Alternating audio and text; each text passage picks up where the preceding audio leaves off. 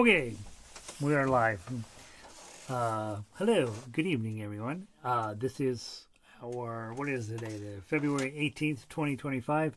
It's our, who knows what meeting this is of ukulele, our bazillionth video. Tonight we are looking at, let me pull up the list here. Making sure I was online. We are looking at, I hit update, but then I didn't hit view page, so give me a second. All right, update view page.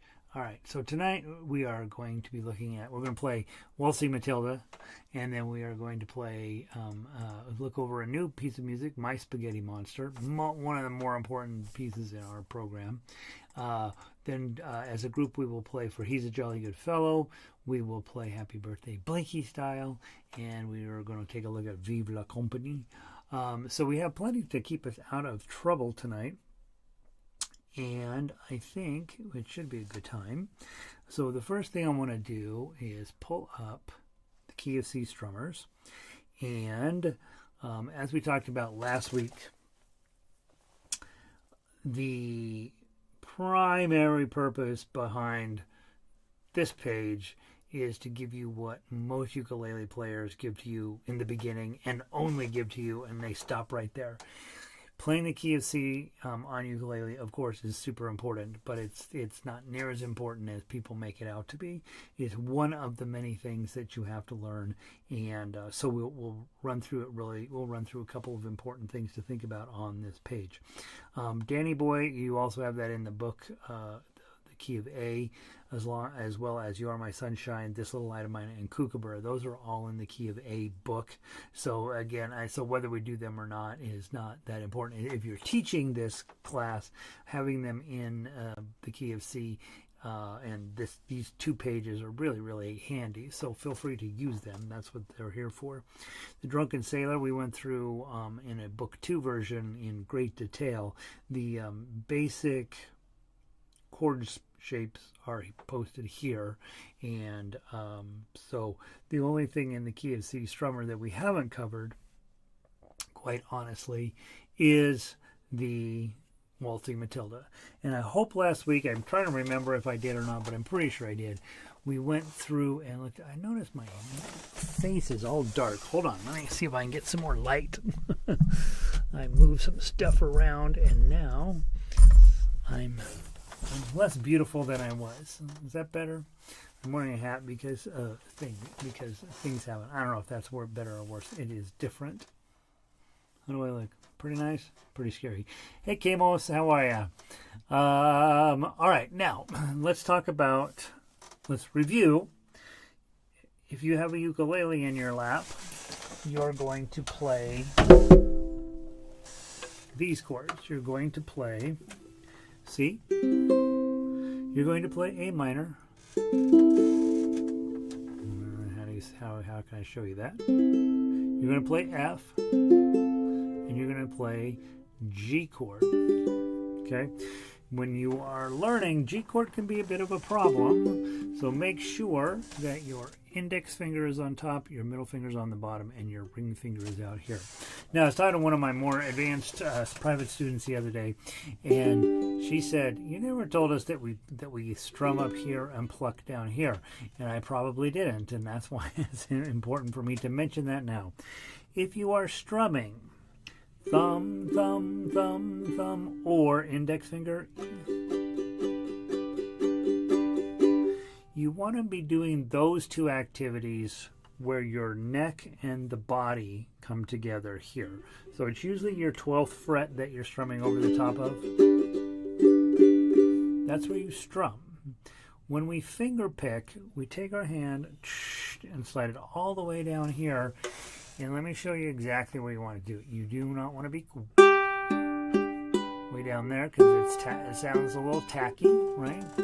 There are times that you might want to play there. If you play right down here, it sounds like a koto from Japan. Right, so it has this real sharp sound to it. But when you're plucking, what you want to do is don't cover up the hole. slightly below the hole. I usually like to have my thumb sort of right as it's entering the hole, right? And then have it be so that sound can get out of the hole to your audience. That's where you want to be picking, okay? So if you're doing your four-finger pluck, it's right down there below this hole. And then if you do the arpeggio, so that way the sound can get out of your ukulele and you have room to do your finger plucking. When you're strumming, it's better to strum here in the middle of the string because it sounds better. And that's what we're really talking about, is what's going to sound the best. And strumming, we're just trying to get the best sound we can out of the ukulele. It's traditional sound, right? But when we're plucking, we got a little more sophisticated sound, takes a little bit more thought process about how we can make it sound good. So that's something that I wanted to briefly mention. We've talked about 4 attack patterns with your right hand.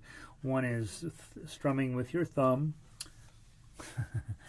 I do not know. I've never understood how this gets so crazy.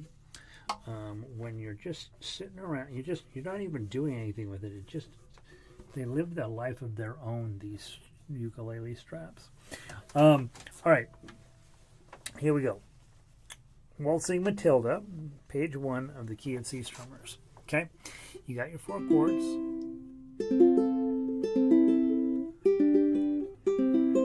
Okay, and since we're going to be strumming, probably for this first part, I want your thumb up there, right where you can hear a big difference in the sound. If I'm playing a C chord here versus here versus here, right? It sounds different. It's still a C chord. It's all different, but you get different sounds. Long term, you're going to use all of those positions to get different feelings out of your ukulele. I suppose you could sound it different up here too. Might be different, right? But we'll be using sounds coming from this part of the string, sounds coming from this part of the string, and very rarely will we be using sounds from the what they call on point, right here next to the bridge. Okay, we're going to do thumb down. Grab your C chord. If you have a baritone in your lap, you remember your chords are C chord. It looks like this. A minor, you add your ring finger. F chord, you're going to either do a half bar, middle and ring, or a full bar, middle and ring. I'd rather you do a full bar because it's going to be easier down the road. You're going to get this sound. Don't worry about it. We'll fix that eventually too. And then your G chord is easy on baritone. Okay. All right. So you have that kind of uncomfortable F chord, but other than that, you're good.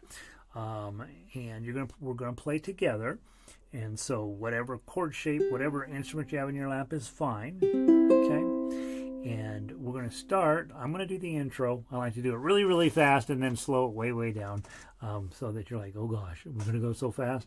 And then we're gonna take our time. We're gonna walk through each verse. You're gonna miss some chords along the way. You don't worry about it. When you miss a chord, probably just put your C chord back on it and wait for it to come back around and sing out, right? All right, here's your intro. Here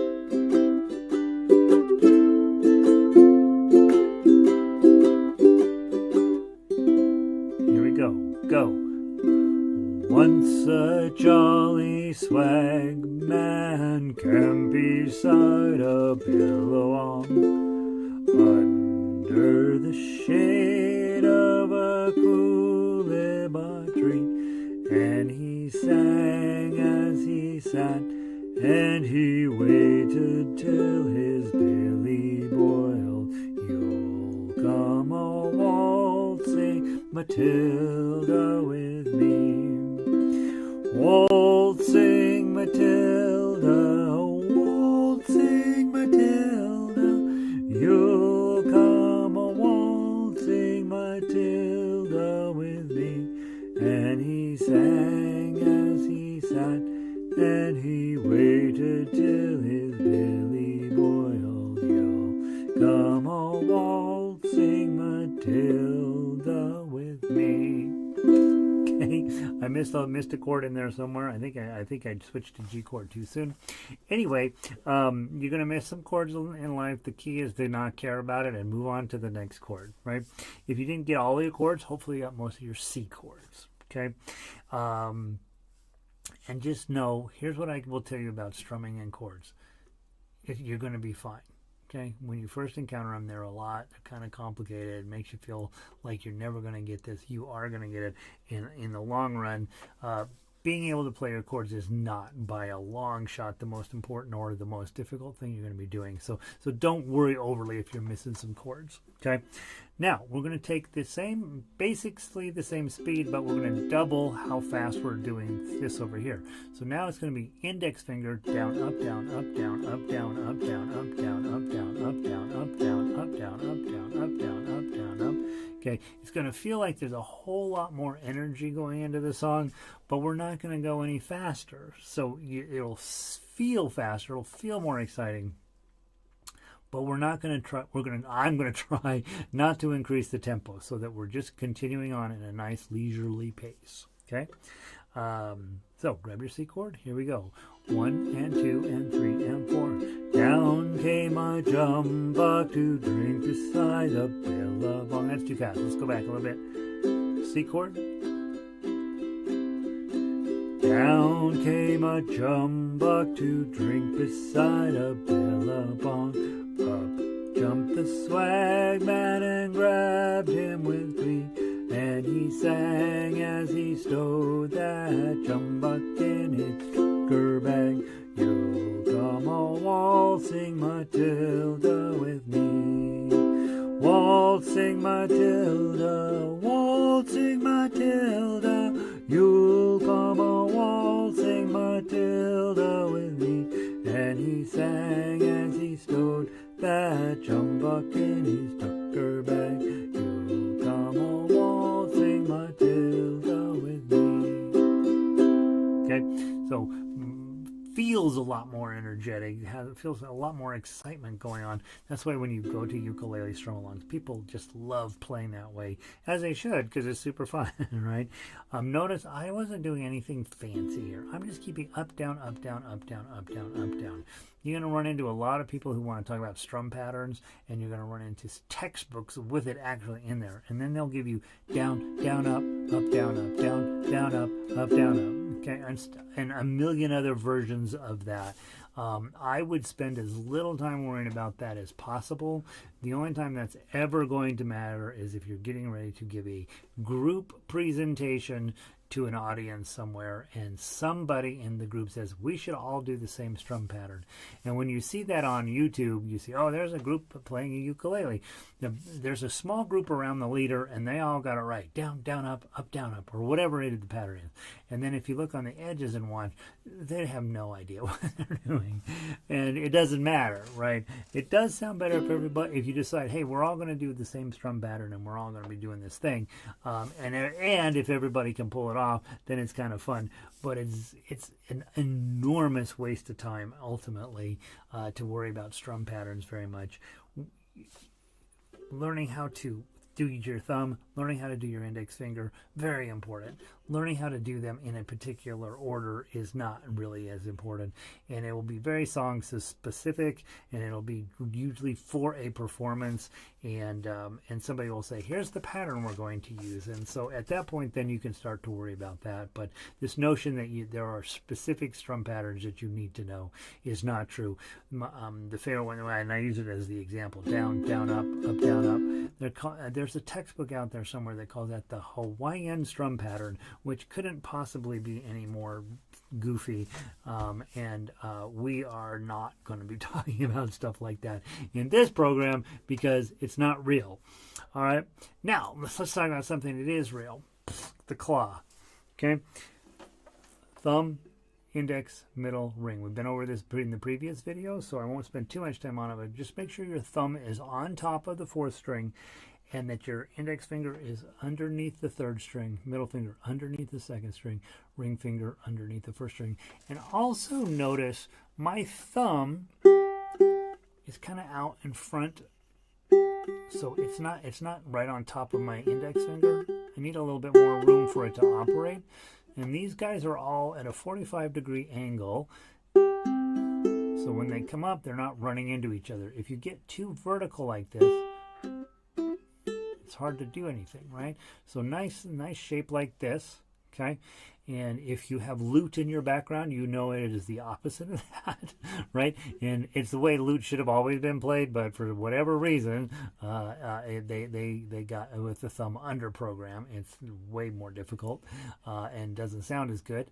But we don't fight with lute players. They looked at the book, and with the modern fretted instruments, we all play it this way because it makes more sense. Okay, so now we're going to just do bum, boom, boom, all four at once. 1, 2, 3, 4. 1, 2, 3, 4. Okay, let's get our chords on. Waltzing Matilda, verse 3. 1, 2, 3, 4. Up came the squatter, mounted on his thoroughbred. Down came the troopers, 1, 2, 3, saying, where's that jolly jumbuck you've got inside your tucker bag? You'll come a waltzing Matilda with me. Waltzing Matilda, waltzing Matilda, you'll come a waltzing Matilda with me, saying, where's that jolly jumbuck you've got inside your tucker bag? You'll come a waltzing Matilda with me. Okay. The nice part about the plucking program is it shows you really clearly where the beats are. A lot of times when I'm strumming, I don't feel like I'm getting it close. It's fine. But this gives you a real sense of how the beat is working inside of the song. We should pause just a moment to make sure you know what's going on in the song here. Swagman, he's sort of a hobo. He's camped beside Billabong. Billabong's a lake, basically, underneath the shade of a coolabah tree. It's a tree. And he sang as and he's making lunch, making dinner, right? Well, along comes this billy goat, and he grabs the billy. They call it a jumbuck, and depending on which resource you use, that could be a whole bunch of things. I like to think of it as a very small goat, but you think about it, you could think of it as a Komodo dragon or a lizard or whatever you want it to be. It's a jumbuck, right? It comes along, he grabs the thing and puts it in a bag. Okay, well then immediately what we just sang was the troopers show up and they all come down, and up came the squatter. The squatter is the guy who owns the land, and those of you from the country are familiar with land rentals. He's a land renter, not a land owner. But anyway, he's got a lot of money because he's on a thoroughbred. He comes down. He's got the cops with him. Gets the swag man. Dumbest line in all of music. Where's that jolly jumbuck you've got inside your tucker bag? It's in the tucker bag. Okay, so that's going on.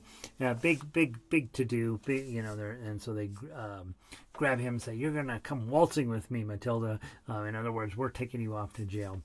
Now, there's going to be a huge overreaction with the swag man here. He's going to spring into the billy bong. He's going to jump into the lake and kill himself. I always ask classes, it's funny online, it's funnier in class. You say, well, why would he do something like that? And everybody has their own opinions about why he would have jumped into the lake.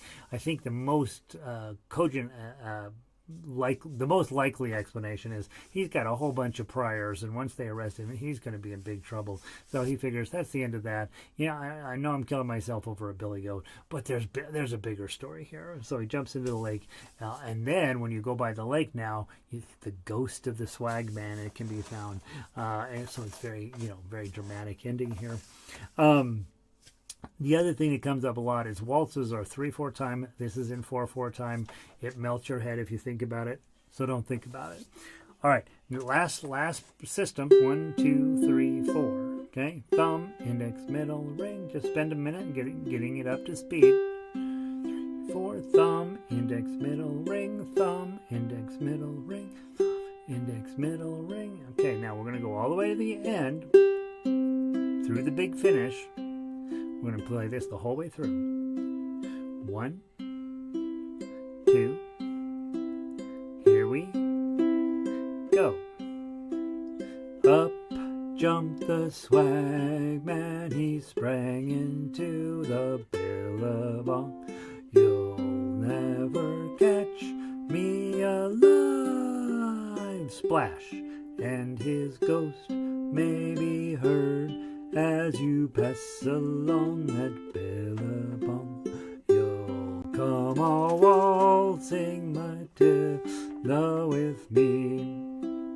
Waltzing Matilda, waltzing Matilda, you'll come a waltzing Matilda with me, and his ghost may be heard as you pass along billabong.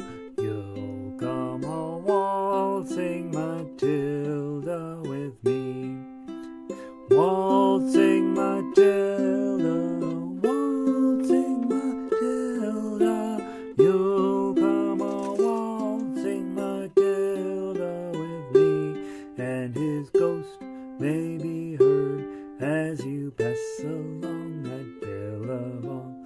You'll come a waltzing Matilda with me.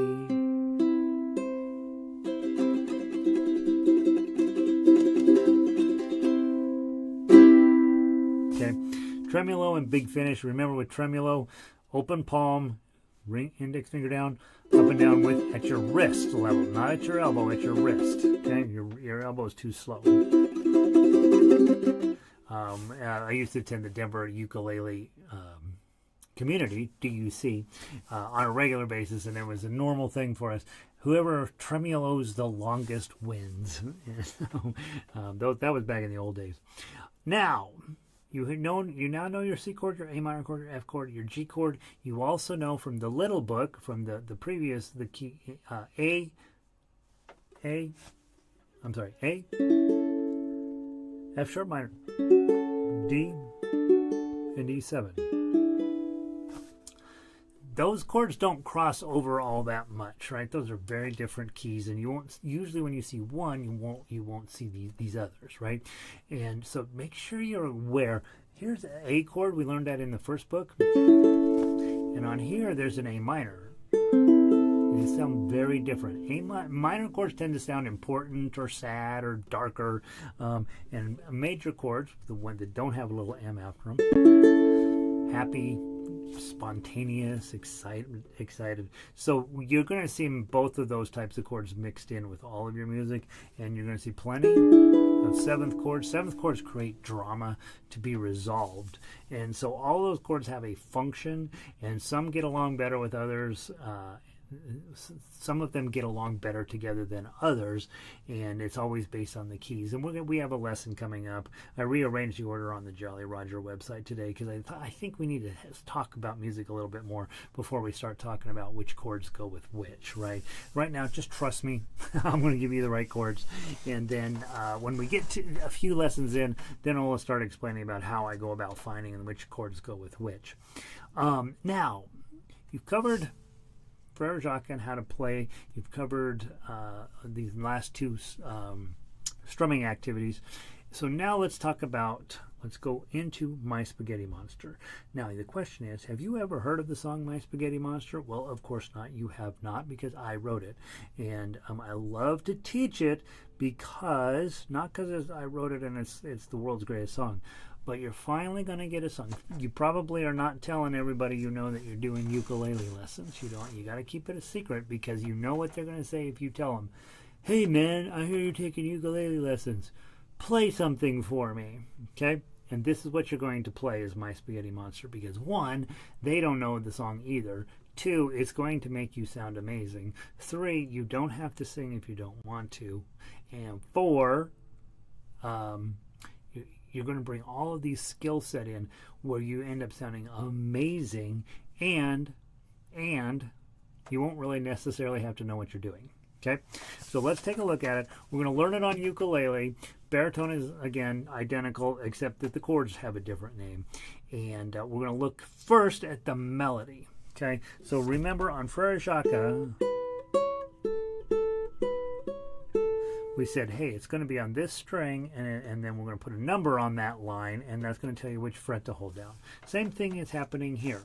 But remember, we're upside down, so if you get confused about which string you're supposed to play, hold your ukulele up to the sheet music and go, okay, that 0 has to be that string. Okay?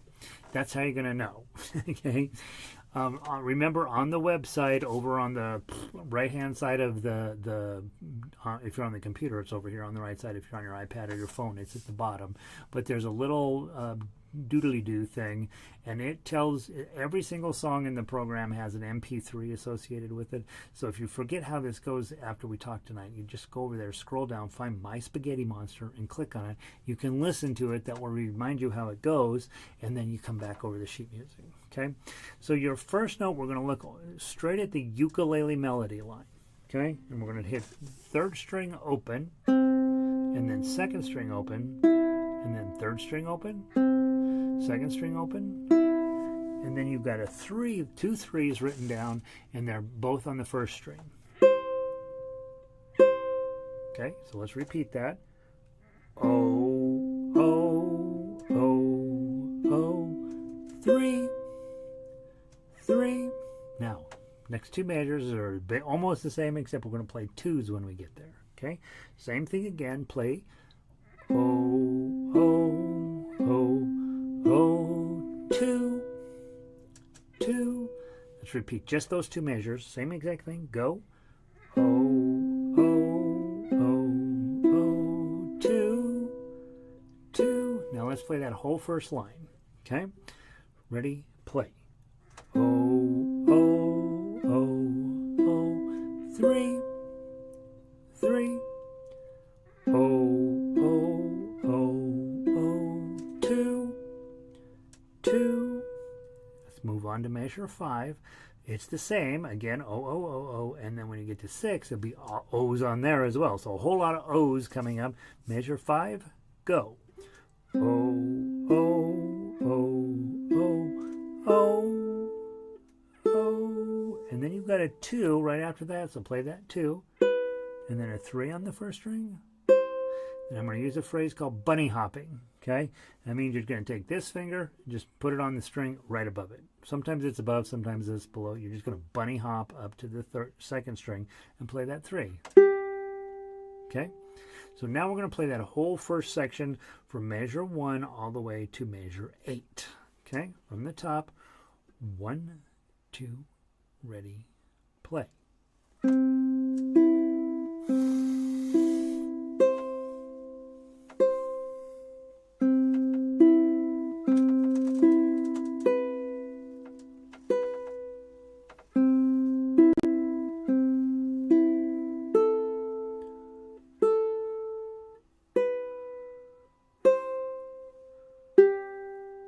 Okay.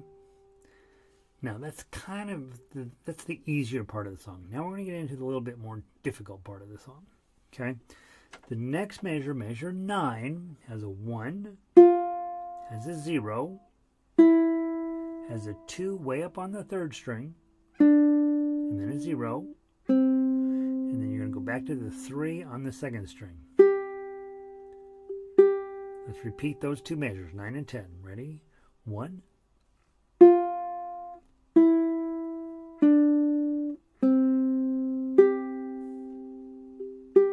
I'm going to repeat it one more time just so you're feeling comfortable. Measure 9, ready, play. 1, 0, 2, 0, 3, 3. Here's the good news. Measure 11 and 12 are identical. So let's repeat. Let's go ahead and play those. Measure 11, go. 1, 0, 2, 0, 3, 3. Okay. Measure 13, there's one little tiny difference. Okay. 13 and 14, right? The last two notes are going to be slightly different. So let's just read through them really quick. Measure 13. 1, 0, 2. Instead of a 0, we're going to go to 3 on the 2nd string right now. 3, and then a 3 on the 1st string. Okay. Now what I'm going to teach you here is I want you to use your pinky finger there. Okay. Don't let up on him. Just add your pinky. Okay. Now I want to show you something. I never let up on this finger, never let up on this finger, never let up on this finger. Right? It's a really weird chord. Okay, if we wanted to, we could sit down with our music theory books and our little brains, figure out what this chord is. Okay, but the sheet music is saying, yeah, you know what? It's a C chord. Okay, it's close enough, right? It's kind of this,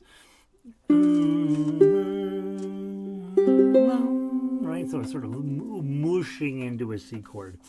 And so what we want to do, don't spend too much time thinking about the chords, because it's kind of interesting.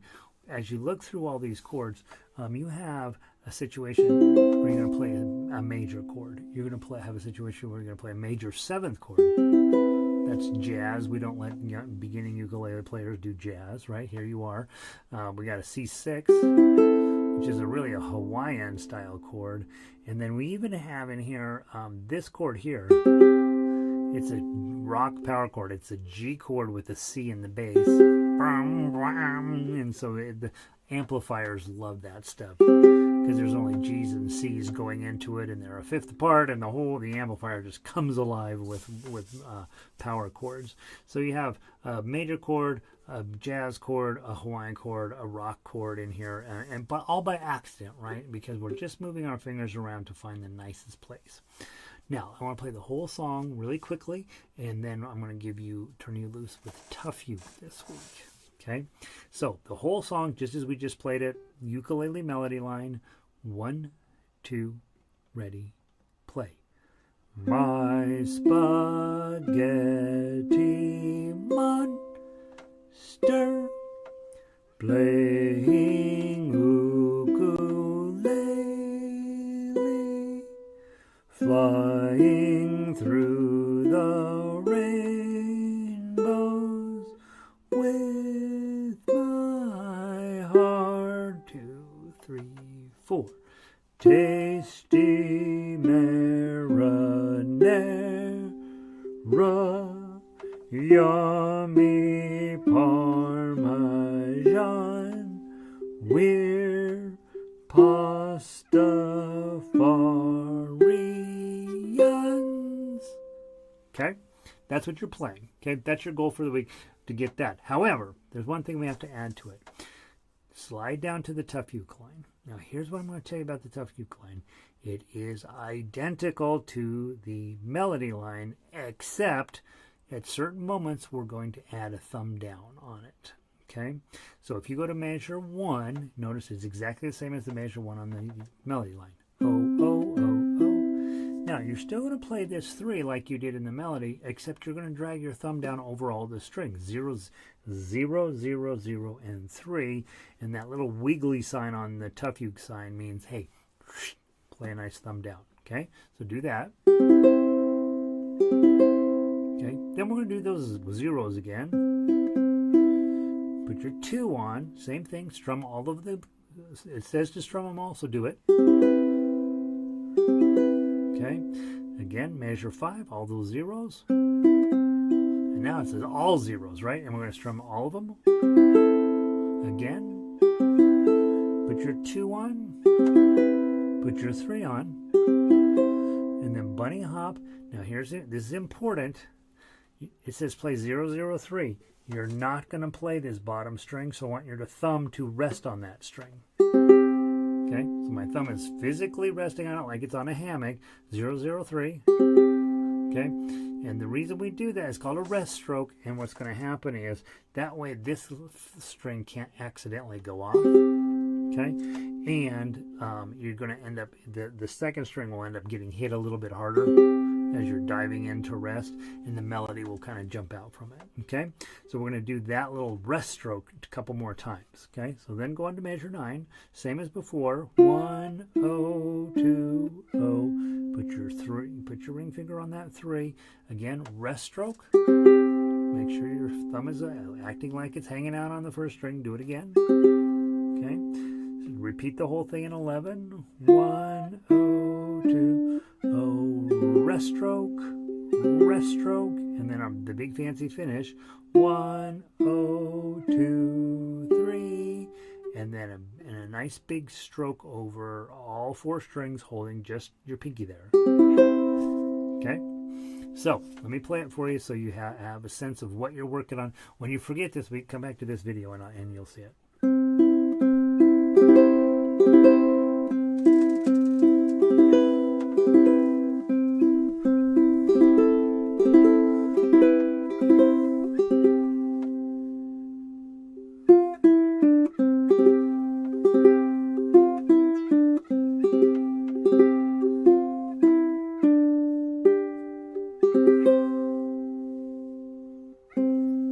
Add an extra C note at the end there.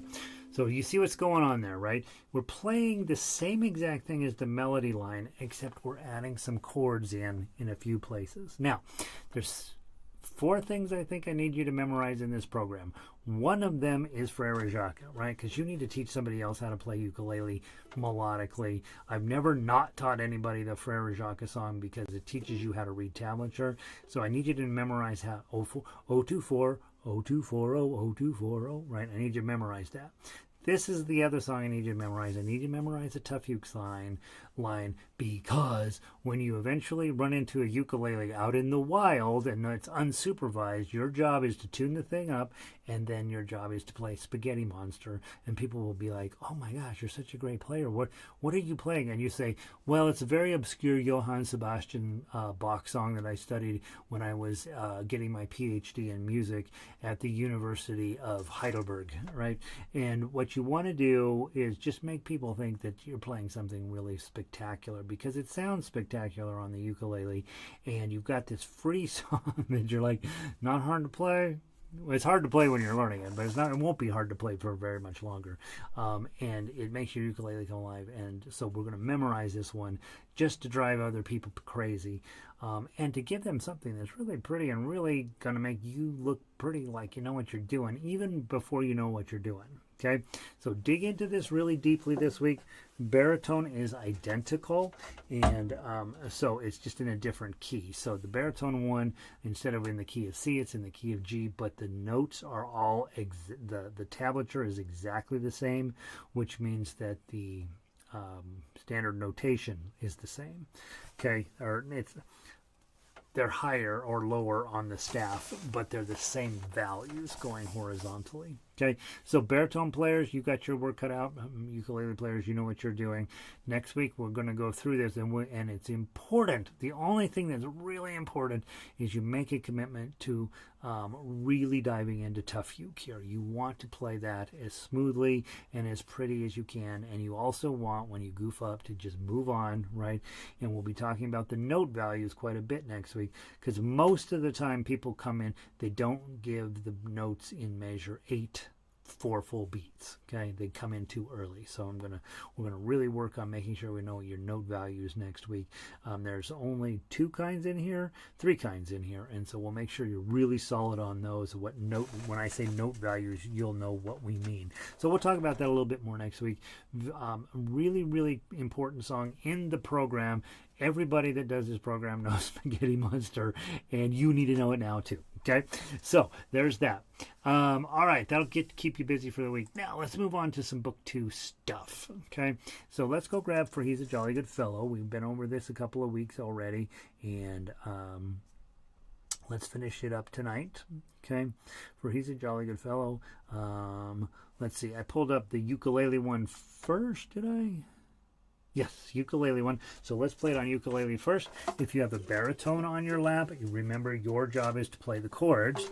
And of course, your chord shapes are different than the ones that are on the paper. On ukulele, F chord looks like this. Baritones, it looks like that, right? So you play your chords on baritone while we play the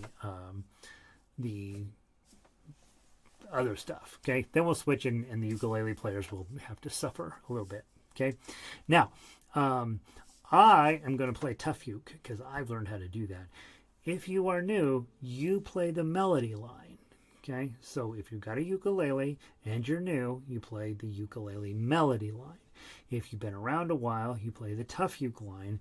And if you've been on baritone, you play the chords. Okay, this is how we build ensembles. Okay, the other thing is, if you've been around a while, you should be thinking about playing it with your claw rather than your thumb. I usually do thumb because, and when I'm teaching lessons, because it sounds pretty, and I'm very, very comfortable with that. But overall, I would say what we'd love to have you doing is playing it claw style.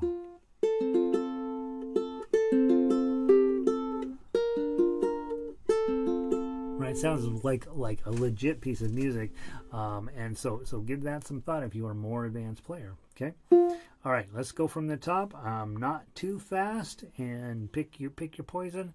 Here we go. 1, 2.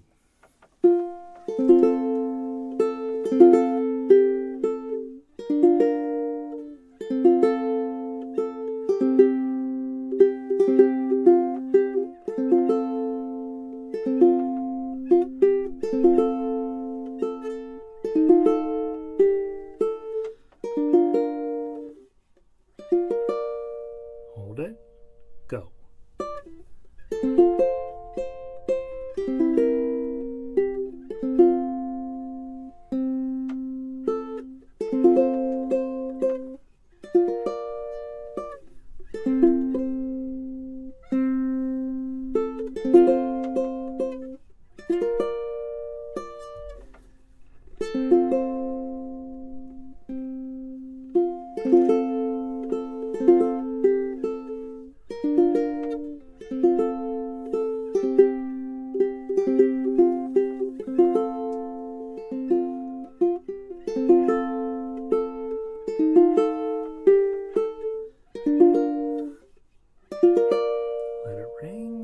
Go.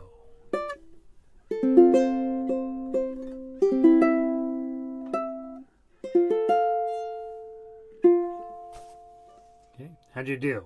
Get some of them? Okay, hopefully. All right. I played tough. You probably, if you're newer, played melody. Hopefully, maybe you got some of the notes right. Maybe you got many of the notes right. Doesn't really matter. We're always working and growing. A year from now, you will be able to play all of this without any major stress in your lives if you keep going. All right. I rearranged everything in this room, getting ready to put some sound batting on this back wall. What I'm finding is I've got a bunch of sound batting behind the computer, but for whatever reason, it's still bouncing around in here. So next week, you will see sound batting, and it'll hopefully sound better. All right, now let's go grab the baritone version for He's a Jolly Good Fellow baritone version. Everything is exactly the same string-wise, except that we're in a different key now. And importantly, ukulele players, you should be able to play along with this either way. You can't play the melody line because it's in the wrong key for you, but you can play your chords. Look at here, just what we learned earlier. C chord, F chord, C chord. Now there's a G7, that's index, middle, and ring. Okay, you're going to play that. When you get to the C7, instead of playing a C, you play a C7, and those are your chords. Okay, so you can play along with your chords. What I'd suggest is, for he's a jolly good fellow. So keep it simple, right? For he's a jolly good fellow.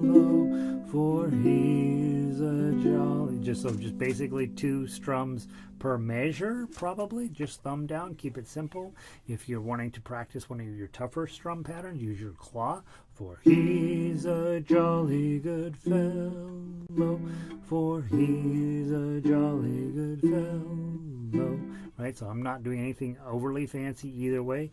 If you want to try the 3s, right, you could do that. For he's a jolly good fellow. For he's a jolly good fellow. For he's a jolly good fellow. Whoop.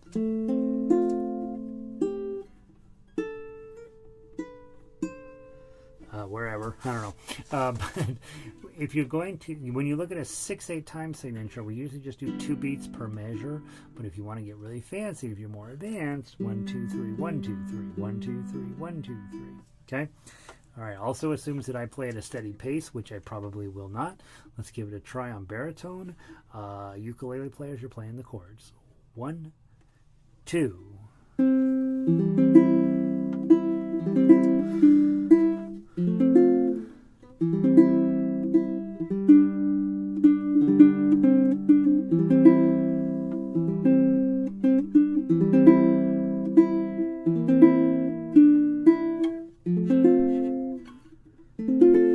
Let it ring.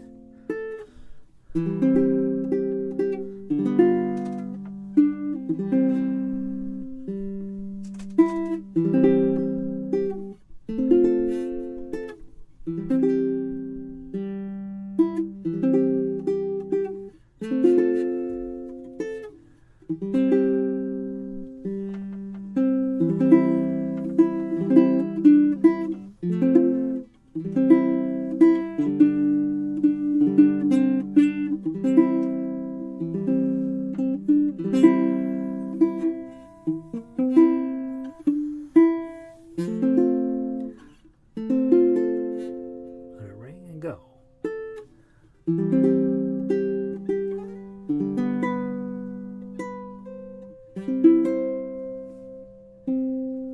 Okay, so that comes out. It comes out really nice. I had a huge fingering issue in number 17. Yeah, it's gonna happen, right? I managed to get it close enough to where people would still know what song I'm playing. All right. There's that. Hopefully that's going okay for you. Let's take a look at Happy Birthday Blinky Style. Remember last week we talked about this is in 4/4 time and not 3/4 time, and so it's going to sound way different than any Happy Birthday you've ever listened to. I'm going to grab my ukulele, and now you have 80 zillion different ways to play this same song, right? And so what I want to make sure you're understanding, if you're newer, is, hey, I am only going to pick one of these lines and commit to it, right? And so I'm getting my page turner turned on here because there's a lot going on here. So if I'm on chords, happy birthday to you, chugga chug chugga chug.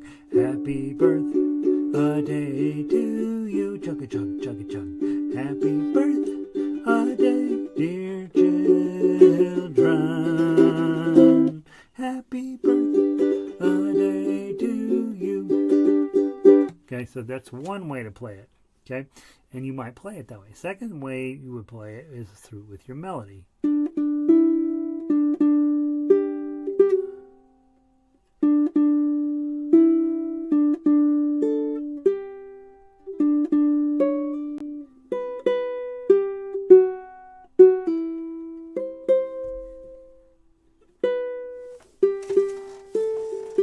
Okay, you can play it with the melody. Okay, I'm trying to get this in the right spot.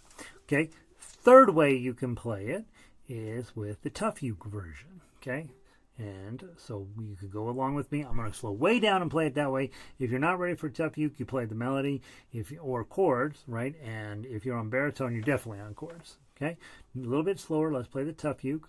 1, 2, 3.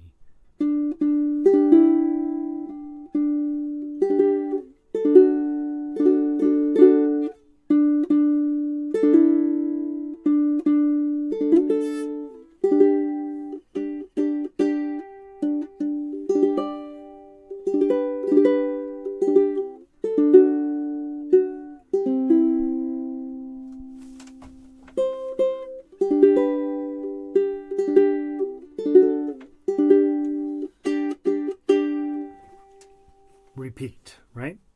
Okay, I could use arpeggios here, okay, and that's this one. Okay, let's see how we do. And this is really tough if you're brand new. So if you're brand new, don't even try this quite yet. We haven't gone over everything you need to know. All right, play the melody, or sing, or whatever. 1, 2, 3. Happy birthday to you. Happy birthday to you. Happy birthday, dear children. Should have been this. Happy, page 2. Birthday to you. quite a bit harder. Obviously, I didn't do well at it. But if we had other people playing, it'd be a lot easier to do what's going on there. But when you see the phrase arpeggio, automatically you're going to be in claw position. So don't even think about trying to pull off the arpeggios with your thumb. We have 3 lessons coming up that deal specifically with arpeggios. Very important concept in fretted instrument play, and I'm going to want you to be really good at it. Okay, so there's that. And then the bazillionth way we could play it, I haven't even covered the harmonica ways you can play it, right? There's 3 different harmonica ways you can play this.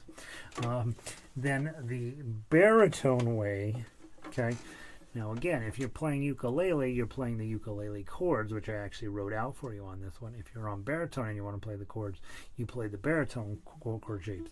Happy birthday to you. Happy birthday to you. Happy birthday, dear children. Happy birthday. Whoops, happy birthday to you. Okay, and I'm doing the wrong chords because I'm still in ukulele brain. Happy birthday to you. Okay, so those are your baritone chords. You could do it that way. By the way easier to sing over the top of a baritone ukulele than a regular ukulele. Okay, now God intends for you to play a regular ukulele, but the devil wants you to play the baritone ukulele because he knows your life needs to be easier. It's hard enough. Okay. All right. Then that's a bad joke. All right. It is supposed to be funny. I like to explain that I'm supposed to be funny sometimes. Baritone ukulele. Let's use the tablature now. Let's play it that way. And if you don't have a baritone ukulele, you are playing chords. Okay. 1, 2, 3.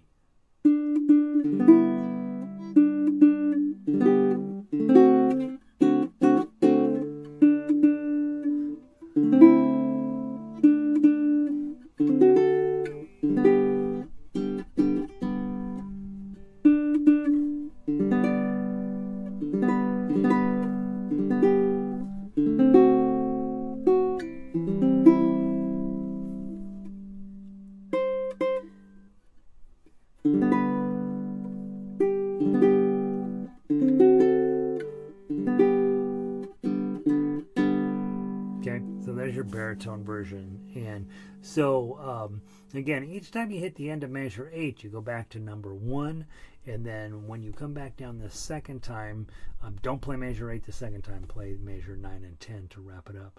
I'm going to be making some secretarial changes on this just so make it a little easier for you, but we've been playing this in the ukulele orchestra for years and years and years. Even recently when we were playing it, they were still goofing stuff up on it, right? Because it's all so overwrought and overdone and too much of everything. It's really fun to play and really cool when you can get it right. And it's a different way of playing a happy birthday that's so much better than the regular one. You were already laughing. Okay, as long as you get me, right? Thanks, K-Moss.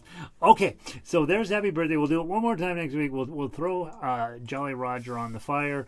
We'll play happy birthday one last time next week. And then now let's talk very quickly about Vive La Companie. It's 7:54. We're going to be fine. Okay, so Vive La Companie. Chances of you knowing this song are pretty remote unless you're a Boy Scout. Okay, and when a lot of times when I do Kookaburra, the only people in the room that know it were Girl Scouts. For whatever reason, most Girl Scouts know that song. Almost nobody knows this song. It's a French song, and it's one of these things that Boy Scouts learn. It just oozes with white male privilege, and so we gotta we gotta accept what we're dealing with here. But the reason we do it is the chords in the middle of it are really lovely. They're basic chords, but boy, oh boy, did they end up sounding nice. Okay, so let's talk about the chords that you need to learn here. And if you're new, you're focused in on melody, right?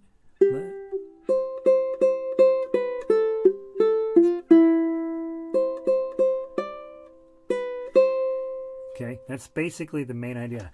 Let every good fellow now join in this song. Vive la Companie. Okay, so that's it.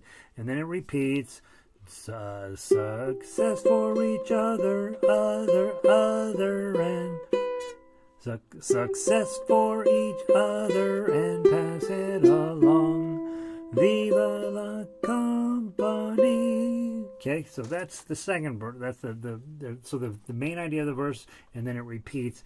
And then the part that's so cool, you won't hear it when you were playing the melody, but you'll certainly hear it when we add in the chords.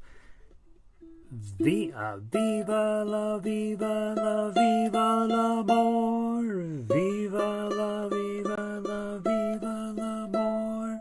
Viva la more, viva la more, viva la compagnie. Okay, so there's your melody. The melody through the chorus is not very interesting, which is pretty common. You will find as you're doing more and more music that it's very... composers make a choice. Okay, in the Tin Pan Alley era, they really focused in on the chorus, and so you got these amazing melodies that happen in the choruses, and then some kind of boring verses. This one kind of does the opposite of that. You got some pretty interesting melody in the verses, and then a deadly boring melody in the verse, or in the chorus. I'm going to get all these words right. In the chorus. Now, if you are thinking about it, and you're like, well, if I'm going to do a really boring melody, I got to add some kind of cool chords in to make it sound good. The reigning champion of super boring melodies with unbelievable chords and orchestration is Prince. If you ever think about it, I'm going to give you two words. Purple Rain, and you know the next two words. Purple Rain. And then you know no other words out of that song, even though we all know those two words, but like they're stamped inside of our soul. But the reason we don't know any of the other words is because the song itself doesn't have a ton of melody in it. It's got lots of orchestration. It's a super cool, super fascinating song with so many cool things about it, but there's no melody in it. So we don't sing it in the shower, so we never learn the words, and we know purple rain, and that's it, right? And so the problem with Prince's music, when he died, I wanted to do a whole bunch of ukulele stuff, and he's got one song that's got good melody in it, in When Doves Cry. But other than that, he was the king of not very interesting melodies dressed up with just amazing other stuff. And so when you see a song like this, and you see when you get to measure 9 and you're like 7 7 7 7 7 7 7 8 8 8 8 8, you're like, what is going on? Well, we're going to be looking to do the chords make it sound good. Okay, so now we've learned the melody and we've learned where the chorus is. So now let's talk a little bit about the chords.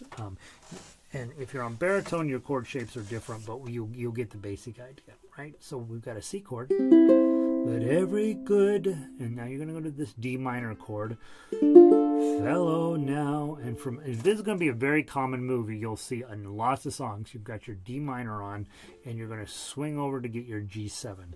Join in this song. Okay, so if you put them together, let every good fellow now join in this song. Viva la Companie. Success to each other and pass it along. Viva la Companie. So it's nice chords, right? They're fine. They're regular C chords. Now, there's nothing super crazy wacko chords going on here, but it's going to sound really neat. Viva la, viva la, viva l'amour. Viva la, viva la, viva l'amour. Viva l'amour, viva l'amour. Viva la Companie. Now, that's just butter, right? It's just like, yes, nice. Okay. All right. So those are your chords. Work on your chords. If you're new, you're going to need to know these chords. They are coming up in your life. So if you want to work on them, great. They are a little more, they're a little bit further down the line from your program in book 1 than we're up to yet. But you've already seen C, you've already seen G7.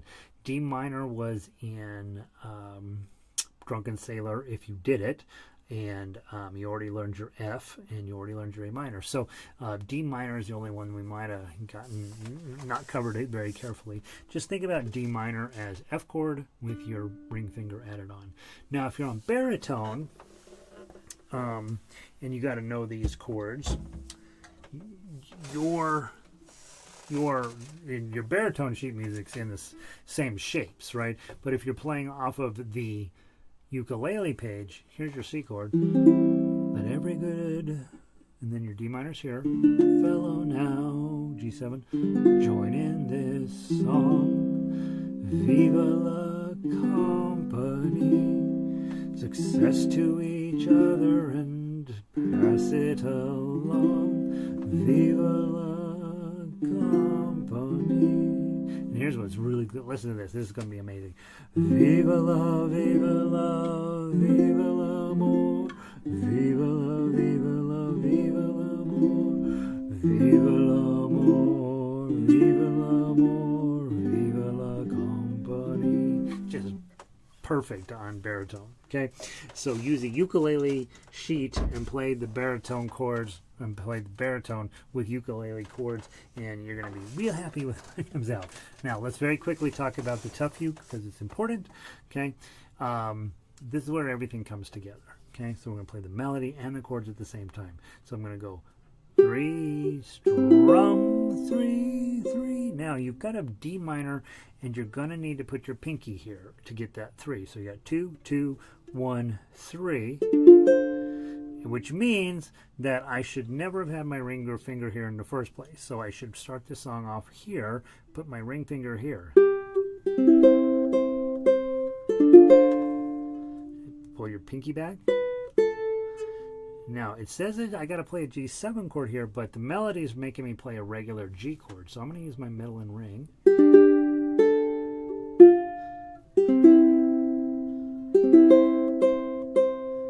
2, 3, 5.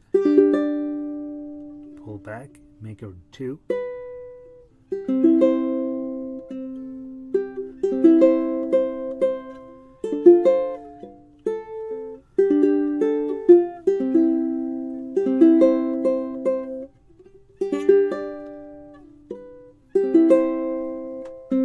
Now here we go. Listen to this cool chorus.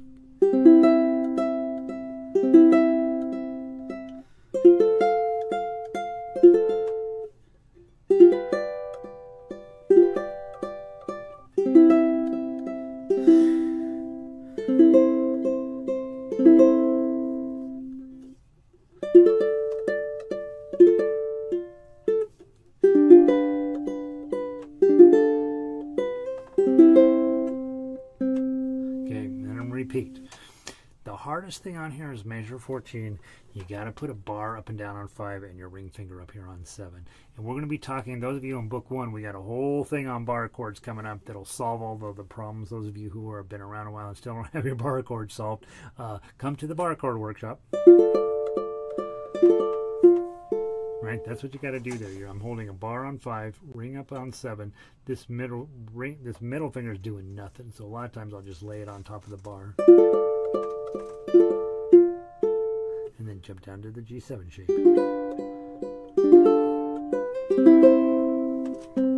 Okay, so that's what you're going to be working on this week. It's a song you probably don't know, so maybe go listen.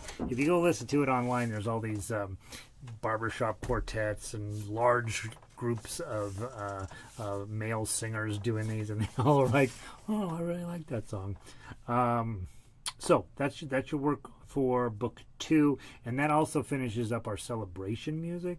And so we will probably, should we do it next week? We may play through everything really quickly from the celebration. It depends. We'll see. Next week we also cover 3 Blind Mice in book 1, which doesn't take very long, but so we might have time to do just a recap of all of the celebration songs. So if you're new, melody and chords, I would worry less about chords and way more about melody. And then if you've been around a while, we want you playing tough uke. Okay, that's it for tonight. I hope you guys are doing great. K-Moss, thanks for logging in and chatting with me, and we will I'm working on cleaning up the rest of the front page of Jolly Roger, along with getting book 2 cleaned up, and the member section is always a mess. I don't worry about that too much. Those guys, they know what they're doing. But just know you'll be seeing a lot of things kind of moving around and changing over the next few weeks on Jolly Roger. I'm really excited about just cleaning the whole thing up and making it a little bit more manageable. And I love that you're here. I hope you're learning something. If you did watch this whole darn thing to the end, you can leave me a comment on YouTube and let me know you're an idiot. I get plenty of those comments, couldn't care less, but it's always fun to know, hey, somebody watched the video, which is kind of exciting. And then yeah, so I'll see you next week. Remember, if you're a member, or you should be a member, come check out Wednesday nights when we're playing the Beatles stuff right now. All My Loving, Hey Jude, and I Wanna Hold Your Hand. That's on there too. And by the way, the members music also has the melodies written out exactly like you're learning here. So even if you're brand new to the program, you can play the members music, at least the melody lines, and you should give it some thought. All right, talk to you later. K-Moss, thanks. Peace.